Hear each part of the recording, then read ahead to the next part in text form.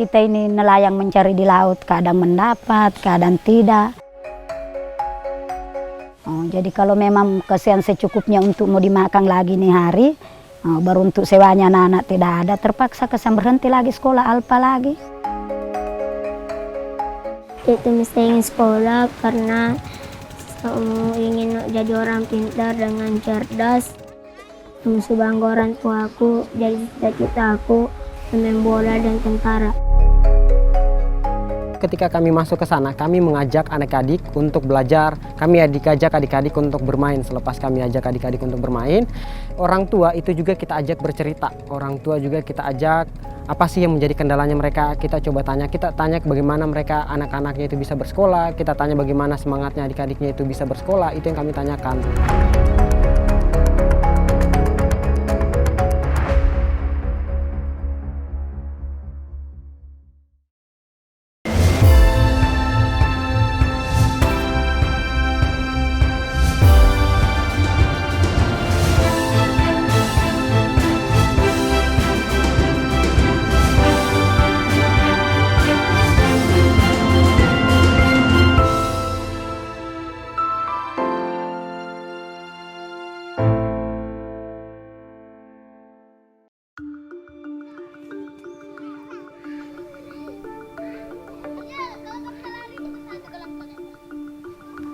Pendidikan, entah mengapa selalu kontras dengan kehidupan suku Bajo.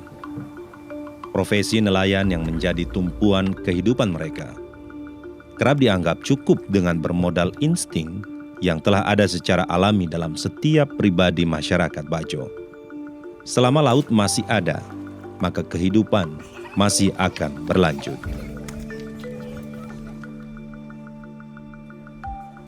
Saya melihat sebuah pola pikir yang telah lama tertanam sejak masa leluhur dan mendarah daging dari generasi ke generasi. Sebuah permasalahan klasik yang terus mendorong tingginya angka putus sekolah di wilayah pesisir. Untuk apa mau sekolah? Sedangkan dulu saya bilang kita tidak sekolah juga, toh. Tapi kalau saya tidak ada mau kasih sekolah ke orang karena kadangnya kita ini di laut nelayan, kadang mendapat, kadang tidak. Desa Labuan Beropa, sebuah desa di pesisir Konawe Selatan yang jaraknya hanya 90 menit perjalanan dengan perahu motor tempel dari kota Kendari. Jarak tempuh singkat yang berbanding terbalik dengan kesenjangan sosial masyarakatnya yang begitu tinggi dengan masyarakat perkotaan. Terutama dalam segi akses pendidikan anak-anak. Dua dusun di desa ini, yakni Desa Baho dan Pasir Panjang, menjadi tempat saya mencurahkan perhatian dan cinta dengan membangun motivasi anak-anak agar dapat tumbuh menjadi generasi yang sadar akan pentingnya pendidikan untuk kehidupan yang lebih baik di masa yang akan datang. Banyak anak-anak yang putus sekolah, banyak anak-anak yang memang malas untuk pergi ke sekolah, bahkan ada anak-anak yang sampai putus sekolah dari kelas 1 sampai dengan kelas 2 itu stop saja sampai di situ. Beberapa permasalahan lain juga yang kami dapatkan, bahwa ternyata selain kayak dibilang mereka juga angka putus sekolahnya tinggi, ternyata pengaruh tentang ekonomi itu juga menjadi salah satu pengaruh putus sekolahnya adik-adik yang ada di sana. Misalkan mereka itu mau pergi sekolah, tidak ada uang untuk biaya transportasinya, belum lagi tentang kondisi cuaca ataupun kondisi pasang surutnya air yang memang mereka itu tidak bakalan bisa pergi ke sekolah seperti itu.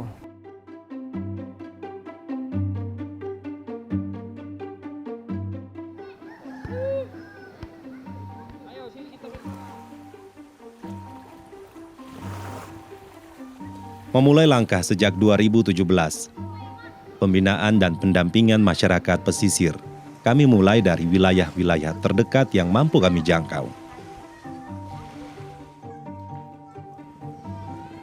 Seiring dengan perkembangan Sultra Island Care, wilayah pesisir yang kami suluh semakin bertambah, termasuk dusun Pasir Panjang.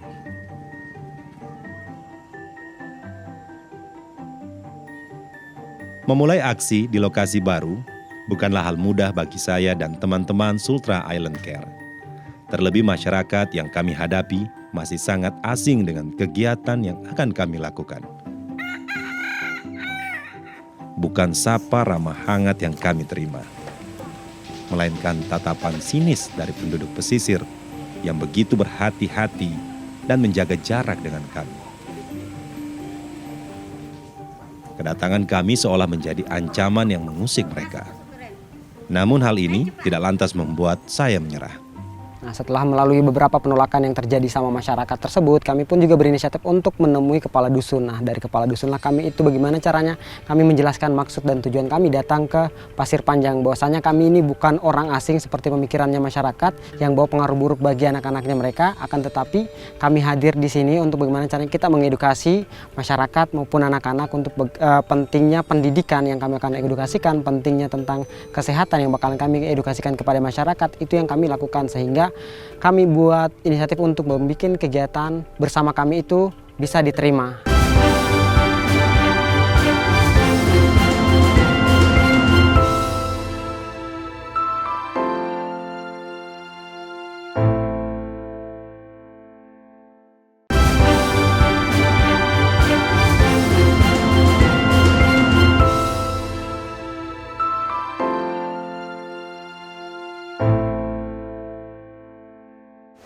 Jadi Om, kita ini dari organisasi Sultra Island Care. Nah, rencana itu kita datang pembinaan di Dusun Pasir Panjang sama yang ada di Dusun Bahu juga. Jadi kita datang itu untuk ajar anak-anak membaca, terus kita ajar anak-anak menulis, terus kita adakan juga penyuluhan untuk orang tua. Nah, itu yang kita bakalan lakukan. Beberapa program yang sudah kita lakukan juga di Bahu, itu kita ada bikin taman baca, terus kita ada pemeriksaan kesehatan juga untuk masyarakat. Nah, jadi bagaimana Om? Setelah menjelaskan maksud dan tujuan kedatangan saya bersama tim Sultra Island Care ke Dusun Pasir Panjang, Kepala Dusun dengan tangan terbuka menyambut kami. Pak Dusun kemudian menjelaskan kepada kami seperti apa karakter masyarakat Dusun Pasir Panjang yang memang tidak terbiasa dengan pendatang. Pak Dusun kemudian mengajak saya berkeliling sembari menyapa warga dan memperkenalkan saya kepada mereka. Kesempatan ini tentu saja tidak saya sia-siakan. Melalui perantara Pak Dusun, saya berusaha mengenal karakter warga Pasir Panjang, terutama para orang tua yang memiliki anak-anak usia sekolah. Ternyata permasalahan penolakan, permasalahan tentang anak-anaknya dipanggil jangan berinteraksi dengan warga asing, itu adalah salah satu masalah yang awal kita dapati. Akan tetapi ada beberapa masalah lain yang ternyata menjadi sangat urgent untuk di Dusun Pasir Panjang tersebut. Permasalahannya tersebut yang dimana pendidikan itu tidak lagi penting bagi mereka. Pendidikan yang mana mereka itu mengharapkan bahwasanya anak itu pendidikan itu adalah nomor kesekian kalinya atau nomor kesekian untuk anak-anaknya mereka itu dapat bersekolah. Mereka itu lebih menekankan bahwasanya ketika kamu sekolah, kamu mau jadi apa, kamu bakalan tetap tinggal di laut. Itulah yang membuat kami semakin termotivasi untuk bagaimana caranya buat kegiatan yang memang dapat memotivasi masyarakat yang ada di Dusun Pasir Panjang tersebut. Ada juga teman-teman yang lain itu kita dari Sultra Island Care. Nah, rencananya kita itu datang di Dusun Pasir Panjang, kita datang itu untuk ajar anak-anak, terus juga itu kita datang penyuluhan untuk ibu-ibu terkait tentang kesehatan.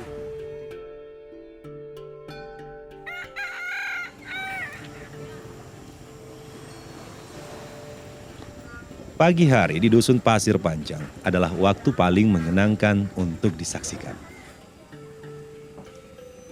Anak-anak berseragam sekolah berjalan beriringan. Kaki-kaki kecil tanpa alas kaki itu setia menapak pasir setiap hari, demi sepatu yang tetap kering saat tiba di sekolah.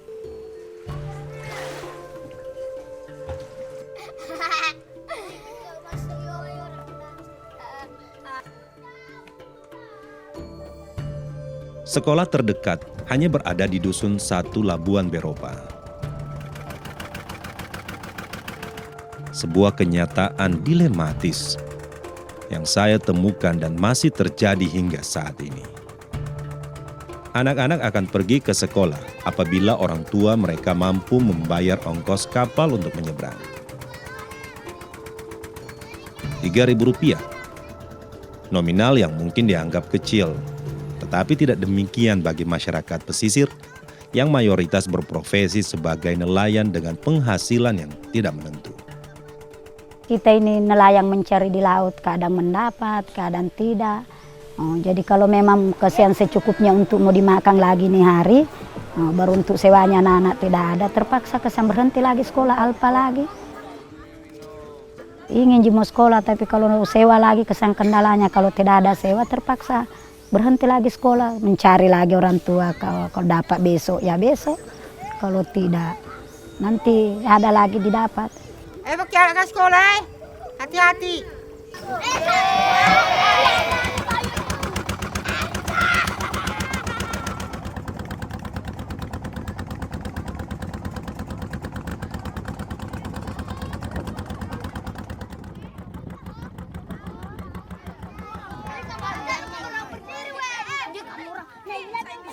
Kapal penuh muatan itu tiba di dermaga Dusun 1 Desa Labuan Beropa. Anak-anak berlarian menuju sekolah 1 atap SD Negeri 12 Konawe Selatan. Tempat mereka menimba ilmu.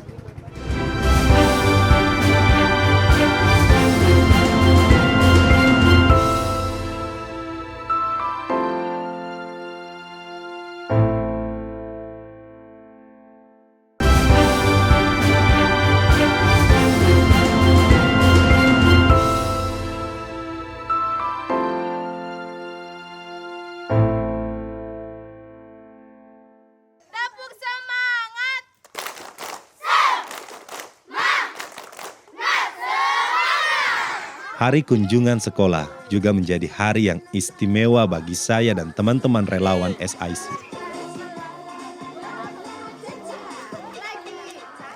Inilah saatnya kami menggelar kelas motivasi. Sebelum memulai kelas motivasi, kami biasanya melakukan kegiatan gerak bersama atau ice breaking. Fungsinya untuk menciptakan suasana nyaman dan membangun bonding antara anak-anak dan kakak-kakak relawan SIC. Nah, hari ini tuh kita bakalan belajar, bakalan kenalan sama teman-teman semua untuk bisa tahu cita-citanya teman-teman itu apa saja. Terus nanti kalau misalkan lulus dari Kelas motivasi adalah sebuah rutinitas yang biasa kami lakukan untuk menanamkan sikap optimis kepada anak-anak. Bahwa apapun yang mereka cita-citakan dapat mereka wujudkan dengan ketekunan, kerja keras, dan kedisiplinan dalam belajar.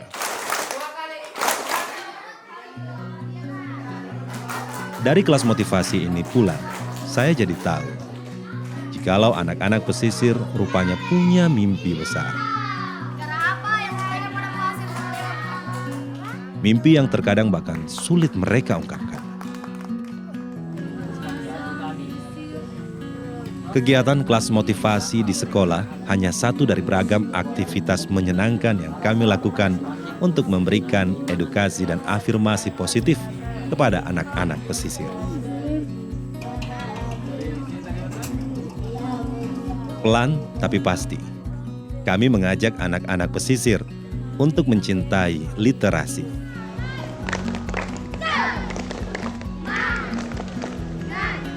Untuk Dusun Pasir Panjang, yang mayoritas anaknya adalah usia PAUD dan sekolah dasar, kami menerapkan pola yang sedikit berbeda.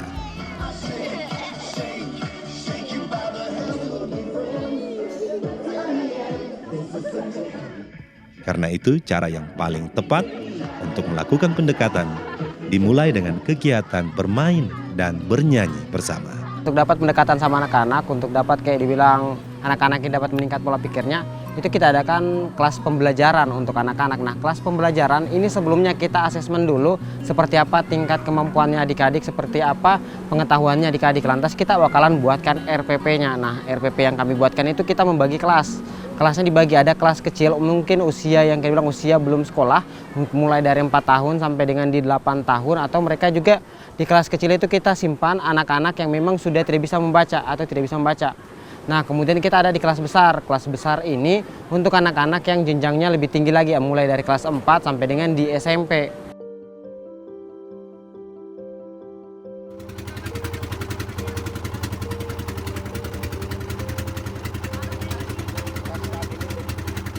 Sultra Island Care tidak hanya menjadi sebuah komunitas relawan yang bergerak sesekali. Bagai gong yang mendetak kencangkan saat dipukul, lalu gemanya perlahan hilang tak bersisa. Sebagai implementasi dari pembinaan berkelanjutan, sekaligus untuk keseriusan Sultra Island Care terhadap pendidikan anak-anak pesisir.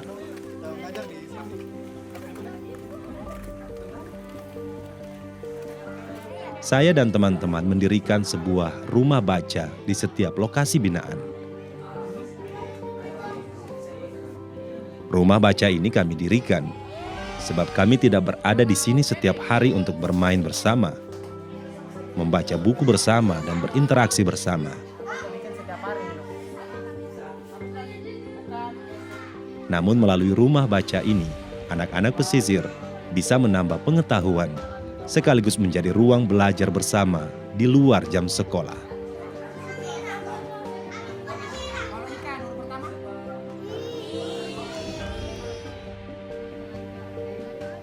Berbeda dengan Dusun Pasir Panjang, Dusun 3 atau Baho ini sudah menjadi daerah binaan Sultra Island Care sejak 2018 lalu. Anak-anak Dusun Baho kini lebih mandiri dan tumbuh menjadi anak-anak yang optimis.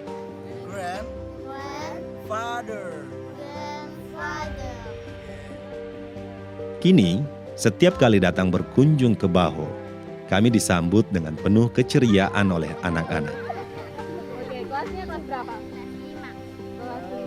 Anak-anak Baho adalah bukti bahwa apa yang kami lakukan bukanlah sebuah upaya sia-sia. Pola pikir anak-anak Baho kini perlahan mulai berubah. Mereka tumbuh menjadi anak-anak yang optimis, kreatif, dan yang paling penting, semangat untuk bersekolah juga semakin tinggi. Bagi kami, ini adalah sebuah pencapaian yang tidak ternilai. Fakta bahwa rumah baca pesisir yang kami dirikan di Dusun Baho menjadi jauh lebih bermanfaat dari apa yang kami harapkan sebelumnya.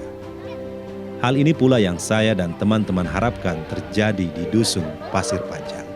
Kalau untuk taman bacanya itu kita sudah dirikan, kita pinjam ruangan dari desa.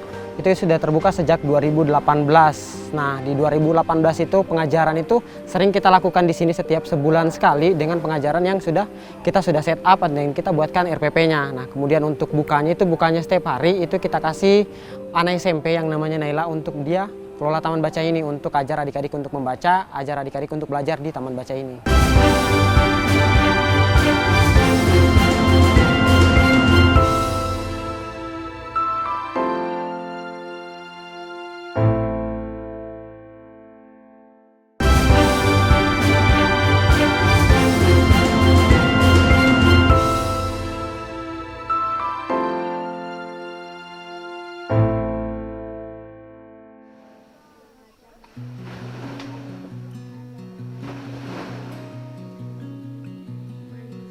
Tidak ada hasil yang mengkhianati sebuah kerja keras.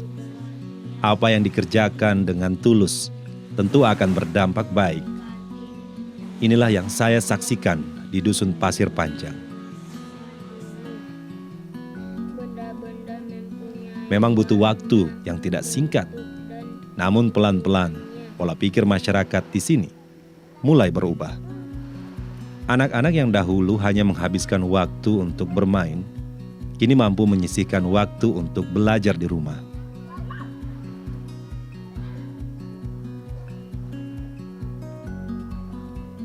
Dan yang membuat saya semakin optimis adalah perubahan sikap dari para orang tua yang dulu menganggap pendidikan formal hanya sebuah formalitas, kini semakin termotivasi dan memahami bahwa pendidikan adalah hak setiap anak.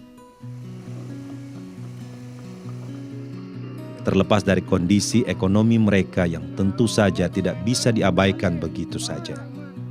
Namun pendekatan emosional yang kami lakukan dengan membaur bersama setiap kali kami berkunjung ke sana, dan juga menggelar berbagai kegiatan yang turut melibatkan para orang tua di dusun ini. Tujuannya tentu saja agar kami tidak lagi asing di mata mereka.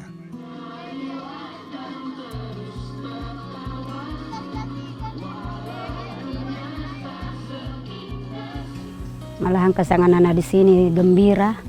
Kita juga orang tua murid bersyukur. Ada yang menambah guru di sini bilang pulang dari sekolah ada lagi yang ajar-ajar biar sedikit-sedikit toh. Jadi kita kesan orang tua murid kalau orang turun di sini kita gembira, kita bersyukur kesan toh ada yang ajar-ajar kita punya anak. Kita juga begitu orang tua murid. Komoran dulu biar sebut huruf A tidak ada yang tahu. Biar disuruh menyanyi bersembunyi, tapi alhamdulillah sekarang selamanya ada anak-anak mahasiswa ditanya siapa yang ngajar Komoran, anak-anak mahasiswa, orang Kak Mawan, sebut mi nama-namanya yang orang kenal. Kalau datang mereka, kita senang. Ada lagi yang ngajar kita untuk membaca, menulis, menghitung. Kakak Mawan kalau udah datang udah ajar kita membaca. Itu udah ajar kita menggambar. Pas itu dengan teman-temannya, pas itu kita main-main, main kejar-kejar, main benteng, main dendek. Syukur. Kau bangun Minaheng, tinggi matahari, sudah siang nih kompi sekolah. Nanti kau ditinggalkan, sudah datang jemputanmu. Bangun nih. Ada jemputanmu. Meski belum sepenuhnya mampu mengubah kondisi masyarakat pesisir, namun gerakan yang kami lakukan telah memberi dampak positif yang pelan-pelan mulai mengubah pola pikir para orang tua suku Bajo. Mereka kini lebih berpikiran terbuka dan mulai menyadari bahwa jauh di dalam lubuk hati mereka tersimpan asa agar kelak generasi penerus mereka, anak-anak mereka, dapat tumbuh menjadi generasi yang membanggakan. Kita mesti ingin sekolah karena ingin jadi orang pintar dengan cerdas. Mesti bangga orang tua aku, jadi cita-cita aku pemain bola dan tentara. Perjalanan saya bersama Sultra Island Care masih sangat panjang. Niat untuk membersamai anak-anak pesisir telah tumbuh dan mengakar kuat dalam diri saya dan teman-teman relawan lainnya. Melalui langkah kecil yang mulai dengan sederhana ini, kami berharap anak-anak pesisir tidak lagi menjadi berbeda dan tertinggal dalam aspek pendidikan. Sebab anak-anak pesisir juga punya hak yang sama dengan anak-anak lain. Sebab anak-anak pesisir adalah tunas-tunas bangsa. Tugas kami hanya sebagai suluh yang selalu siap menjadi penerang di tengah pekatnya pesimisme masyarakat pesisir yang apatis terhadap pendidikan. Permasalahan yang ada di sini hanya sebagian kecil dari permasalahan tentang pendidikan yang ada di seluruh Indonesia. Jika ada kepedulian, mari bergerak bersama menciptakan perubahan yang jauh lebih besar dengan melakukan hal kecil yang ada di sekitar kita.